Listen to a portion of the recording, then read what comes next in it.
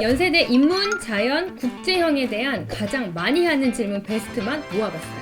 학원 강사들도 수강하는 연세대의 소피쌤 수업, 연세대 면접 전문 컨설턴트 소피쌤입니다. 안녕하세요. 연세대 면접 컨설턴트 소피쌤입니다. 오늘은 연세대 인문, 자연, 국제형에서 여러분이 가장 궁금해하는 질문 베스트들을 모아봤는데요. 연세대 입학 사정관의 답변과 선생님의 몇 년 동안의 연세대 수업의 노하우를 녹여봤어요. 그 전에 여러분이 연세대 면접장을 가면 어떤 순서로 면접을 보는지 알려드릴게요. 처음에 여러분이 강당에 모였으면 면접 대상자 발표가 있을 것이고요. 그 다음에 면접 대기실로 입실을 할 겁니다. 그 다음에는 재심은 면접 준비를 할 거고, 준비가 됐으면 현장 녹화 면접을 한 후에는 퇴실하는 순서대로 시험을 보게 될 거예요. 자, 질문 들어가기 전에 여러분이 가장 궁금해하는 게 카메라 실수했을 때 어떻게 해야 되냐라는 질문을 많이 하는데요. 3년 전에 선생님 학생 중에 녹화를 다 마쳤는데 녹화가 안 된 학생이 있었어요. 그때는 당황하지 말고 어떻게 해야 되느냐? 시험장 안이나 밖에는 조교분들이 계실 거예요. 녹화가 잘 안 됐다, 다시 한번 세팅을 확인해 달라 라고 하면서 다시 한번 촬영을 하면 됩니다. 그러니까 걱정하지 마시고요. 자, 첫 번째 질문, 인문 자연입니다. 추천형 기준으로 면접 비율이 40%에서 30%로 바뀌었지만 그 정도로 면접 비율이 높은가요? 자, 답변입니다. 변환 방식이 다릅니다. 내신을 Z점수로 환산해서 100점 만점으로 전환한 후에 70%를 반영하는 것인데요. 면접 만점이 추천형 기준으로 30%이고 1등급 깎일 때마다 마이너스 3점씩 평가가 됩니다. 이 부분에서 등급이 높은 학생인 경우 면접만 잘 본다면 최초 합의 가능성은 높지만, 그렇다고 해서 상향 지원인 학생들이 떨어지는 것은 절대 아니니 면접 준비에 충실하기 바랍니다. 라는 입학 사정관님의 답변이 있었어요. 2번, 자, 공통입니다. 영상 촬영 면접이다 보니 태도에 대한 부분에 대해서 평가가 궁금해요. 학생들의 태도나 말투, 그리고 정리된 완전한 문장 구사에 대한 부담감이 큰데 이런 것도 평가 요소가 될까요?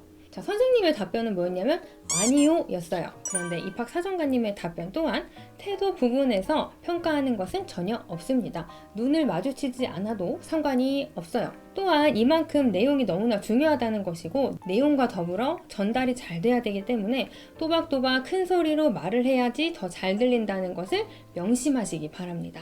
자, 여러분, 선생님이 보여줄게요. 이게 시험지라고 가정하고 이게 여러분이 쓴 페이퍼라고 가정했을 때, 자, 1번 답변 드리겠습니다. 가와 나의 비교 분석한 결과 이러이러합니다 라고 답변을 지금 이 두 가지를 보고 해야 하는데, 카메라를 보고 신경 쓸 시간 이런 게 전혀 없어요. 그러니까 태도 부분에서는 말만 또박또박 하면 되니까 너무 걱정하지 않기. 3번, 인문에 대한 질문인데요. 인문 사회계열 제시문 문제는 대개 사회과에서 많이 출제가 되는데, 문제들의 개념을 풀어내는 답변 또는 본인의 생각을 문제에 맞춰서 풀어내는 것 중에 어떤 것에 점수를 받을 수 있을까요? 라는 질문인데, 이거는 너무 당연한 답변인 것 같은데 많은 학생들이 수업 시간에 질문을 하기 때문에 전국에 있는 학생들 또한 궁금할 것 같아서 질문에 한번 넣어봤어요. 정답은 제시문과 문항에서 답을 찾아야 합니다.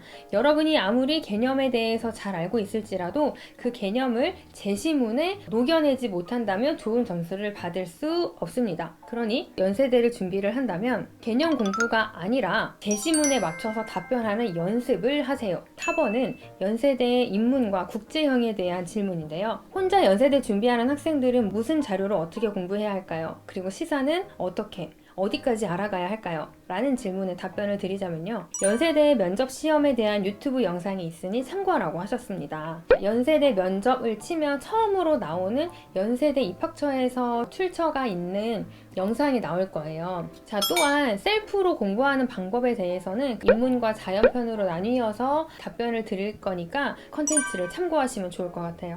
자, 선생님의 답변을 말씀을 드릴게요. 선생님이 기출문제를 파악한 결과 20년까지만 해도 시사에 대한 내용을 아는 학생들만이 조금 더 높은 점수를 받을 수 있는 문제들이 많이 나왔는데요. 21년, 22년, 23년도 시험 문제에서는 쉬운 문제로 접근할 수 있지만 시사적인 내용으로 생각해낼 수 있는 유도하는 문제들이 많이 나와 있어요. 그러니 넓은 시사 부분을 걱정하지 말고 우선순위대로 여러분께 말씀을 드리자면, 첫 번째, 기출문제를 파악하세요.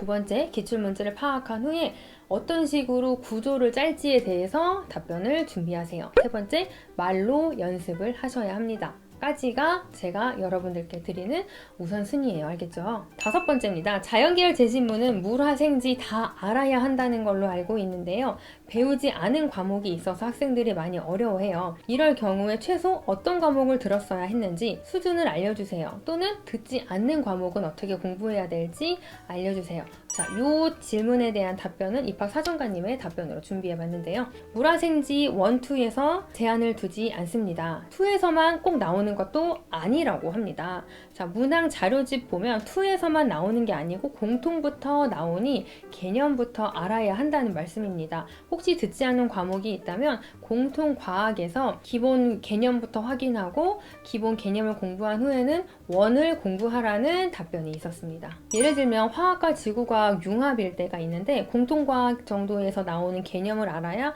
화학을 활용해서 지구과학에 답변을 할 수 있다는 답변을 주셨어요. 자, 이렇게 말씀을 하셨는데 23학년도 추천형 활동 수형 시험지를 보니 2도 알아야 하는 부분이 꽤 많더라고요. 선생님이 보니까 혹시 2를 하지 않거나 1을 하지 않아서 걱정이 된다면 차근차근 공통과학부터 공부를 해 놓으시기 바랍니다. 이건 선생님의 또 추천인데요. 물화생지의 수준이나 안 들은 과목에 대해서 궁금하다면 연세대 논술 시험지를 준비해서 공부를 하세요. 연세대 입학처에 들어가서 거기에서 기출문제를 프린트할 수 있는데 물화생지에 대한 시험지를 뽑아볼 수가 있는데 똑같은 문제가 나오는 건 아니지만 그 시험지를 보면서 가늠을 하라는 얘기예요. 자, 6번째입니다. 국제형 질문에서 영어를 얼마나 잘해야 할 수 있나요? 영어의 수준은 어디까지 이루어져 있나요? 자, 국제형 지문은 한글 지문 2개, 도표 1개, 영어 지문 1개 정도가 나오고요. 영어 지문을 보면 고등학교 수준의 영어 단어와 수거가 나옵니다. 기출문제를 보고 모르겠으면 고등학교 영단어를 암기하고 독해하는 연습 그리고 말하는 연습까지 꼭 하셔야 합니다. 연세대 재시문에 대해서 궁금한 게 있다면 댓글을 달아주시면 선생님이 직접 답변을 해드릴 거니까 적극적으로 활용하시기 바랍니다. 구독, 좋아요, 알람 설정 미리 감사합니다. 자, 여기까지 전국의 학원 강사분들께서 수강하는 연세대 전문 면접 컨설턴트 소피쌤이었습니다. 감사합니다.